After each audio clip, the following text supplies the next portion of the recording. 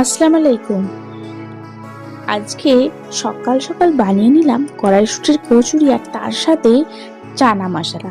ছেলে আমার একা হাতে সমস্ত কড়াইশুঁটিগুলো একা ছাড়িয়েছে কড়াইশুঁটির কচুরি খাবে বলে। তো কড়াইশুঁটির কচুরি না করলে হয় বলুন তো ছেলের জন্য? তাই চটজলদি আজকে বানিয়ে নিলাম কড়াইশুঁটির কচুরি। আর বানানোর জন্য কড়াইশুঁটি নিয়ে মিক্সিং জারে তার মধ্যে দিয়ে দিলাম একটুখানি জল, একটুখানি আদা কুচি, গোলমরিচ আর একটুখানি জিরে, গোটা জিরে।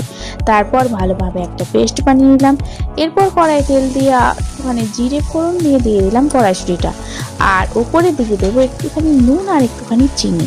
তারপর ভালোভাবে কড়াইশুঁটিটাকে ভেজে নেবো একদম শুকনো শুকনো হয়ে। শুকনো শুকনো না হলে পুর মতো করে দেওয়া যাবে না, তাই যে শুকনো শুকনো করে ভেজে নিচ্ছি। আমার তো খুবই ভালো লাগে। আপনাদের কার ভালো লাগে কড়াইশুঁটির কচুরি খেতে অবশ্যই কিন্তু কমেন্ট করে জানাবেন, আর কেমন লাগলো রেসিপিটা সেটাও কিন্তু জানাবেন। এরপরে একটা আটার ডো বানিয়ে নেব।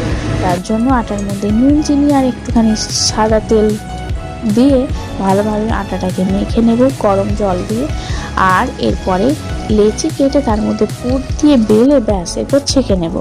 এই দেখুন কত সুন্দরভাবে ফুলে গেছে, তাই না? আর এটা কিন্তু আমি ময়দা দিয়ে বানাচ্ছি না, এটা আমি পুরোপুরি আটা দিয়ে বানাচ্ছি।